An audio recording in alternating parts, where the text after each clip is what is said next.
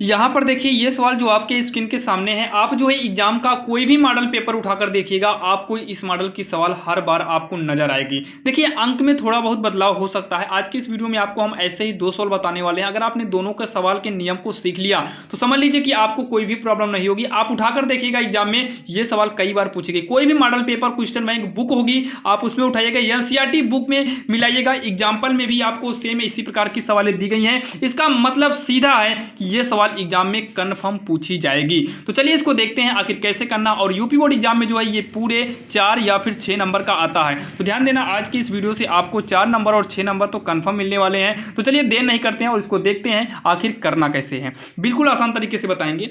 सबसे पहले तो हम एक बार सवाल को पढ़ते हैं। बोला है एक भिन्न 1/3 हो जाती है। अच्छा, भिन्न 1/3 हो जाती है तो भिन्न तो पता होनी चाहिए। तो यहां पर लिखेंगे माना भिन्न यक्स बटे वाई है। माना भिन्न यक्स बटे वाई है। जिस यहाँ पर साइड में लिखेंगे जिसका अंश यक्स तथा हर वाई है। अंश कितना है? यक्स है, और हर कितना है? वाई है। अब उसके बाद यहाँ पर लिखेंगे प्रश्नानुसार। क्या लिखेंगे? प्रश्नानुसार। अच्छा, ये लाइन कहाँ से लिखे? बोला था एक भिन्न 1/3 हो जाती है जब उसके अंश में एक घटाया जाए और एक घटाया जाता है, मतलब उसके अंश में एक घटाया जाता है। अच्छा, भिन्न मालूम होगी तभी तो अंश में घटाएंगे। तो यहाँ पर हमने भिन्न को यक्स बटे वाई मान लिया, जिसका अंश यक्स है और हर वाई है। प्रश्न अनुसार, प्रश्न के अनुसार क्या बोल रहा है? जब उसके अंश से एक घटाया जाए, मतलब भिन्न यक्स बटे वाई है।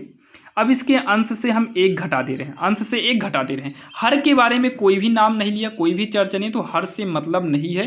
अंश में हमने एक घटा दिया। ये कितना में बदल रहा था? 1/3 हो जा रही थी। कितना हो जा रहा था? 1/3 हो जा रहा था। अब इसको तिरछा गुणा करके इसका एक इक्वेशन यानी कि समीकरण बनाइए।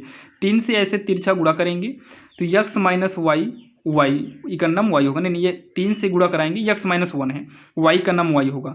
3 से गुणा कराएंगे 3x माइनस 3 का और अंदर करेंगे 3 का नाम 3 होगा, बराबर में वाई। अब क्या करेंगे? 3x लिखेंगे, इस वाई को इक्वल के इधर लाएंगे, माइनस वाई होगा इक्वल, ये माइनस में है इधर भेज दो तो ये प्लस का 3 हो जाएगा। ये हमारा बनेगा समीकरण फर्स्ट।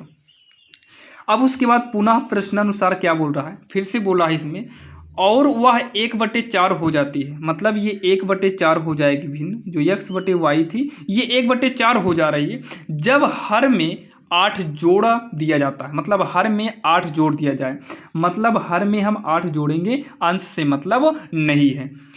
तिरिये गुणा करेंगे 4x हो जाएगा, इधर करेंगे तो y प्लस 8 ही रहेगा। अब आगे सॉल्व करेंगे तो 4x 8 को नहीं y को इधर लाओ तो माइनस वाई होगा इक्वल का प्लस 8, प्लस तो आगे लिखा नहीं जाएगा। ये हो जाएगा समीकरण 2। अब दोनों समीकरण को सॉल्व करके x और y का मान निकालना है। अब चाहे आप विलोपन विधि करिए या फिर प्रतिस्थापन, वो आपके ऊपर डिपेंड करता है।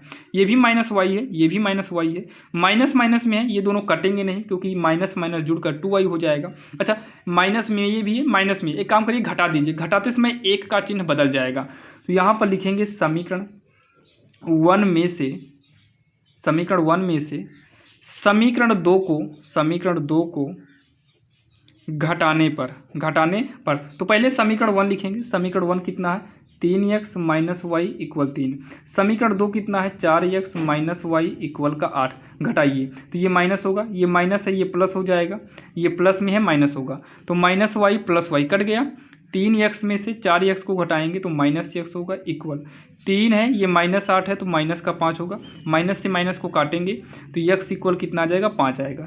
x का मान कितना आया? 5। अब x का मान समीकरण 1 या 2 में रखकर हम y का मान निकालेंगे।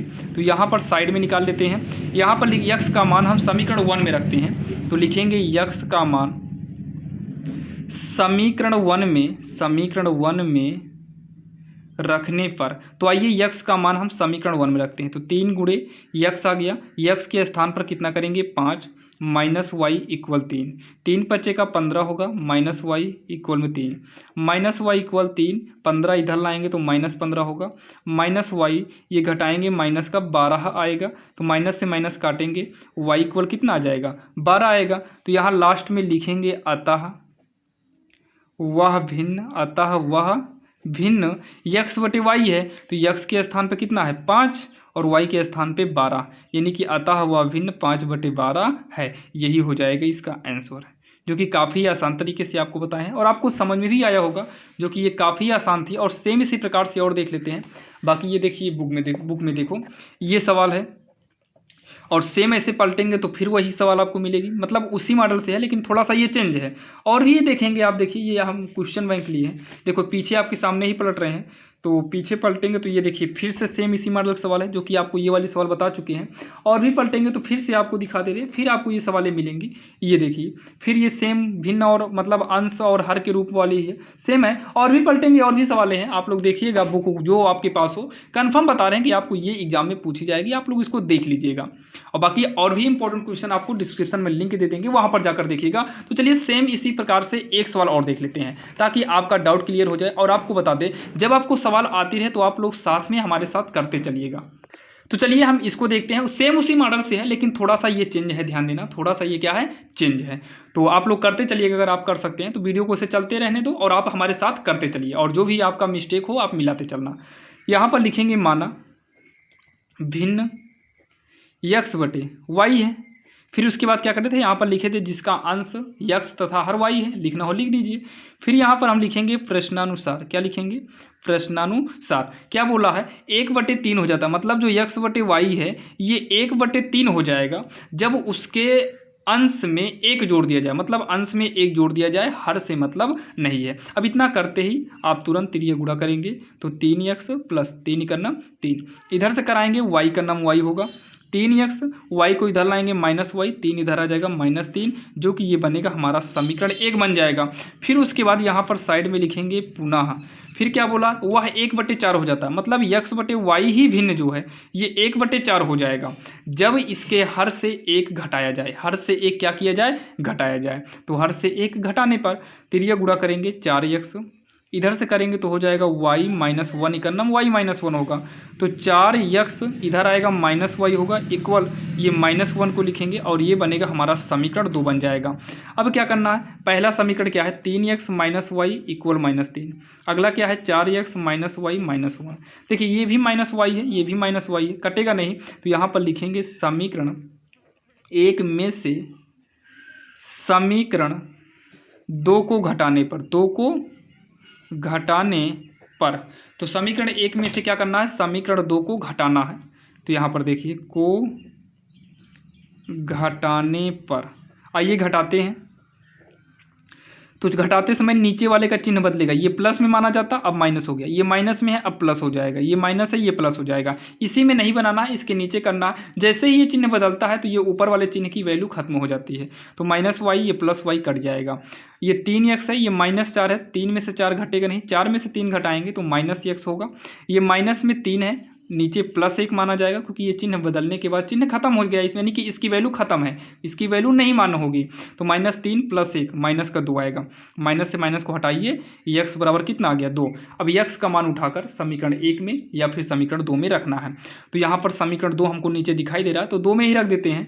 x का मान समीकरण 2 में रखने पर, x का मान समीकरण 2 में रखने पर, तो 4 गुणे x आ गया, 4 के बीच 4 और x के बीच में इंटू है, तो 4 गुणे x के स्थान पर 2 -y = -1, 4 दूनी 8 -y इक्वल में माइनस का 1 होगा, -y = -1, 8 इधर आएगा तो माइनस का 8 हो जाएगा, तो -y = -9, ये कट जाएगा, y कितना आ जाएगा 9 आएगा, y कितना आएगा 9 आएगा। लास्ट में लिखेंगे अतः वह भिन्न x/y थी, तो x के स्थान पे 2/9, अतः वह भिन्न 2/9 होगी।